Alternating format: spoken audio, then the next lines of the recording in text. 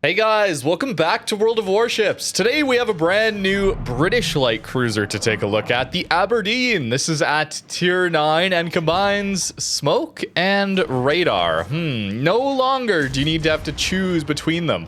This is comparing to Neptune and Minotaur. Usually it's smoke or radar, but it's a very powerful combo when you can run them together. It's a 9-kilometer radar that lasts a very long time, 40 seconds base. So this poor Elbing is not going to have a very good day. These smokes, by the way, are also daring smokes. If you know me, it's one of my favorite smoke types in the game. Short, bursty smokes, there when you need them. Very, very useful to have. Now, there's some downsides to this ship too, but it's very powerful. Let's talk though about how you can get this thing. It is going to be in the Armory and Premium shop for like 30,000 doubloons. 29,960 to be fair, Wargaming, if you're watching, but 30k doubloons is a lot. That is 119 US dollars. 120 bucks is a lot to spend on a single ship in one game. There are multiple AAA games we can get for Steam sales. Anyways, not going to talk to you about value. That is up for you to decide, but it's not cheap, and unfortunately that's because it's in Admiral bundles. This is not a situation where you can just buy it outright without all these extras they tack on to inflate the price. Tier 9s are usually a lot cheaper than this, but they're including like a 10-point commander, a flag, credit and economic bonuses, permanent camo and signals. It's all just fluff to inflate the price, unfortunately, with these Admiral bundles. I really don't like Admiral bundles, but at least it is a direct purchase option. So good job for that, Wargaming. Usually these days it seems like they're on to gambling only, which of course the ship is also available in. I don't recommend any of the gamble loot box containers, as oftentimes you see the outlier RNG posted on social media of people opening 1 or 2 boxes and getting the boat. You're not going to have that kind of luck. Very few people are. So if you want it, buy it outright. Otherwise, maybe hold off. It would be my recommendation. Perhaps it will come back into the Armory later. This is designated as an uncommon ship. We've seen around 6 months wait for those ships to come back. Looking at you, Sabir, for example, that one should be coming back in the next update, just for direct normal purchase in the Armory, which is great because then you can use your doubloon coupon to get a further 25% off. That's actually a really solid, interesting deal, and one that I would recommend that you wait for, potentially. Not guaranteed that this one's going to come back like that, but that has been the history of these uncommon ships. Now, one more thing before we get through the monetization and can talk about this ship more in depth. These premium containers, these loot box containers, also will include things like Cosma Minin, Carnot, Dalian, and Aegir as part of that drop pool. You only have a 5% chance to get a ship to drop. And then, of course, this Aberdeen is going to be one of 5 ships in there. So pretty unlikely that you're going to get it very easily. A lot of those other ships also available in the Armory for like coal. Yeah, not a fan of the gamble containers. Anyways, let's talk more about this ship. We're having a pretty good game here. Very, very close match. And that is where something like Aberdeen shines. Very, very good detect here. Incredible utility and surprisingly good DPM. A lot of the time when we get these British light cruisers that have both smoke and radar, looking at you, Tiger 59, their DPM suffers a lot. And while we do have less DPM than the Neptune, it's not by a lot. Neptune has 480,000 AP DPM. Aberdeen has 384,000. So yeah, it's lower, but not by too much. The shells are going to be the same, and Aberdeen has another very nice feature.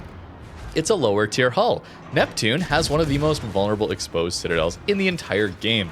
This reminds me of a Belfast hull. At least the superstructure looks like that Belfast Premium from all those years ago. Might be a combination of that, I'm not sure.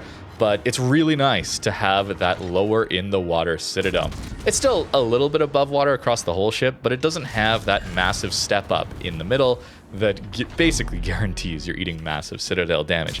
And it's a good thing too, because look at that heal icon. Yes, that is a standard heal. We're gonna get very lucky here against this Petro, but it's an example of that citadel not being quite as punishing. Very fortunate though, we didn't eat a single citadel. But standard heals here, as well as standard healing.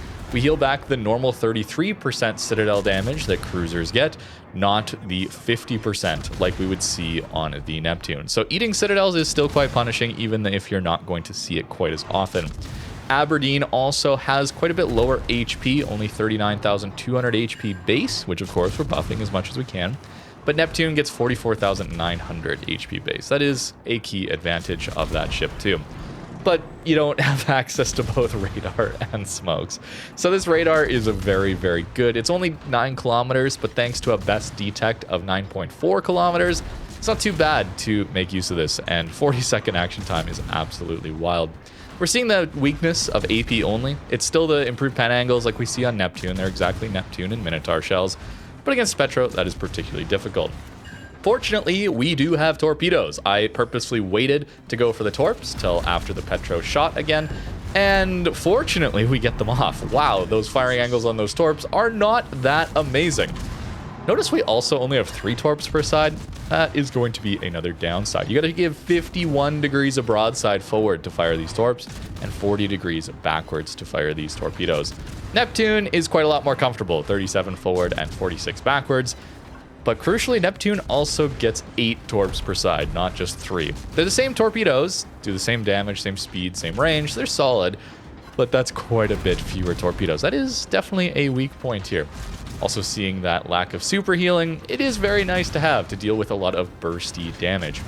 Getting some citadels here, barely managing to survive thanks to our improved rudder shift. It's very nice to have a little bit better rudder than we normally see on these ships. It's a 9.6 second base rudder, where Neptune is 10.8. It's a small change, but it does help. Also a 730 meter turning circle radius instead of a 790 meter turning circle radius, combined with the smaller citadel, makes Aberdeen feel a lot more survivable. Not bursty if you do end up eating those hits, but you can avoid a lot more damage so that you don't feel the need to have a super heal, I guess, is how I would describe it. Decent range here, 15.8 kilometers. I don't feel like I need any more than that given the floaty nature of these shells. AP only, we're still getting full pens into this angled devastation at range. This AP is getting plunging fire, so allowing us to get a bit of damage in, but it's still no HE. That is going to be definitely a downside here, is that you just don't have HE shells. Something like Brisbane, that one does not get a smoke, of course, at tier 10, but gets HE and a radar on the same Minotaur hull. That one loses a lot of DPM. Interestingly, though, the AP DPM is the exact same as Brisbane at 384,000. We just have the better shells. Brisbane does not have those improved pen angles. We do. So that allows the AP to be quite a bit better. But Brisbane, of course, gets access to that HE. What I'm saying, though, is these guns are surprisingly powerful. This is not a situation like poor Tiger 59. You Tiger 59 enjoyers, I'm sorry. I'm kind of beating up on you, poor ship there. But it's hard to play that thing and have huge battle impact alongside its utility. Where I found with Aberdeen, I could have the battle impact with the smoke, radars, concealment, and still deal enough damage to actually carry out flanks, where even in a super ship game like that one, we're kind of left alone on that flank and managed to make things work. We're able to choose the engagements that we got into, which is really nice. Using our radar here, not on getting detected, but very close. You know, wanted to make sure we get that radar in on the enemy destroyer. This is not a stealth radar situation, which is fine. In fact, I think that's a good thing. Stealth radars, in my opinion, just shouldn't exist in this game. Doesn't have counterplay. I want more counterplay, right? I want to see options for enemies. This poor Oster does ground, and so we will help finish him off. But that's a very, very nice way to start a game. In fact, a lot of my games started off with just taking out an enemy destroyer right away, because maybe people haven't seen this ship. That's certainly an element of playing these ships before the NDA lifts. People don't know exactly what they're dealing with, but I was also playing very aggressive to catch these enemy destroyers in these caps, especially into maps that had island cover near to these cap zones. Because I have both the radar and the smoke, I'm not feeling too afraid of making a lot of these plays, because I can always just smoke up if the island happens to not block enemy line of sight.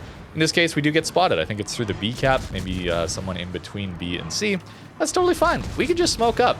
And because these smokes come back so quickly, it's fine to just burn them. And you have so many of them. This is exactly why I love the daring line for people learning gunboat destroyers, hybrid DDs, pushing caps, that kind of thing. You can afford to use your smokes almost on cooldown whenever you feel like you could use a opportunity to go dark or a small opportunity to farm with your smoke around these islands. You just use it, and I absolutely love that. It's a very big advantage of this ship, in my opinion, to have these smokes. Now, it's a downside if you want to farm continuously for a long period of time from a good position, because they do run out rather quickly, and there is a cooldown time between your last smoke puff being active and then getting your next one. Not sure what this enemy destroyer is doing, but very nice to have torpedoes for enemies that rush us. Now, DD rushes like this are not very common for this exact reason, but if it's a cruiser, if it's a battleship, very, very useful to have those torpedoes. Now, moving on, this is a different match, even though we got the exact same map. Check the potential damage as we're playing through this battle, as well as how we're able to avoid some incoming fire thanks to the improved acceleration, and then get back into our smokes. Unfortunately, we're losing this game. A lot of super ship games is unfortunately what you have to play with against tier 9. It's really unfortunate. There's a lot of fun tier 9s, but they do often get up-tiered into super ships these days, and as good as some of them are, including Aberdeen, it's a very powerful ship at tier 9. Yeah, you're not doing so much against a lot of super ships here. So we use our smoke to get away from a lot of this incoming damage. And in this one, I am actually not running any concealment. I'm running full double rudder build. I wouldn't recommend that one, but it allowed me to get over 3 million potential damage into this game. Even with a carrier in the match, we got 69,000 spotting damage. Not a lot of actual damage because super ship games tend to be played pretty far range, AP only.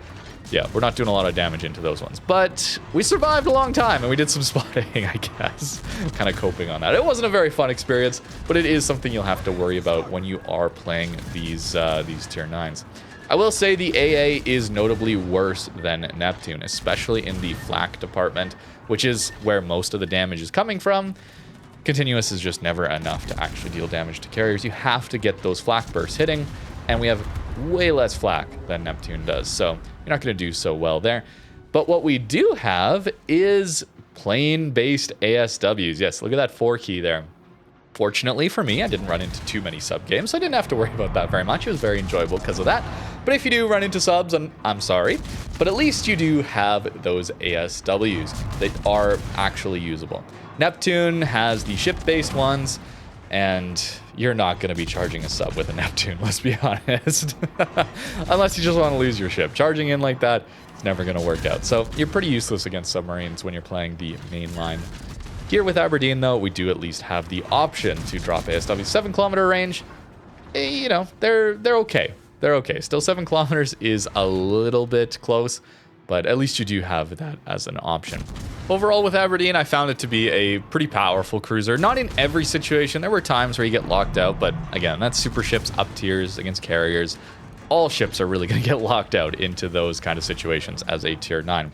Against your own tier, against down tiers, it's absolutely hilarious the amount of utility and DPM that you retain.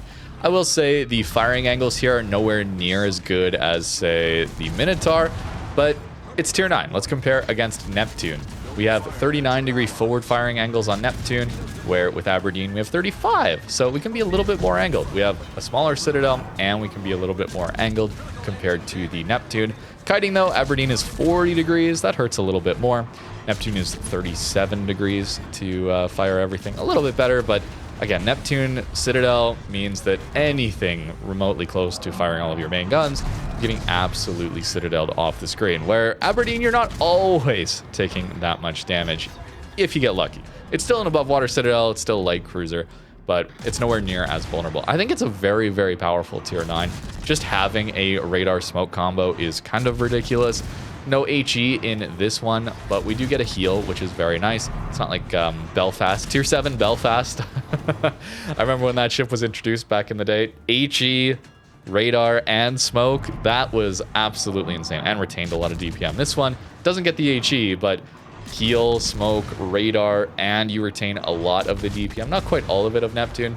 It's a very, very powerful ship and going to be crazy to deal with in things like ranked modes. I'm not sure if tier 9 clan battles or not. It might be a little too squishy for that. I'm not sure. But certainly in randoms, as that is what I was playing, I often found myself able to position in great spots to find broadsides. That's where the damage really ramps up. Thanks to its concealment, you really can just fit this ship in a lot of situations where maybe otherwise you wouldn't be able to, because either you don't have the ability to spot DDs because you're running smoke with your Neptune, or you would be outspotted and you just have to run away and go dark. Where here we can just smoke up and still have that radar. That combo, smoke radar, is just so good. Look at the damage, by the way. That's like 6k alpha damage into the upper belt of that Lenin. Not every salvo is going to look like that, of course, but when you get those opportunities to catch people's broadsides, it is very, very solid. Here I am going to make a massive error against this enemy battleship. I think he's focused on the Chappie, and I'm probably going to walk out broadside to him. But again, that's where this lower citadel comes into play.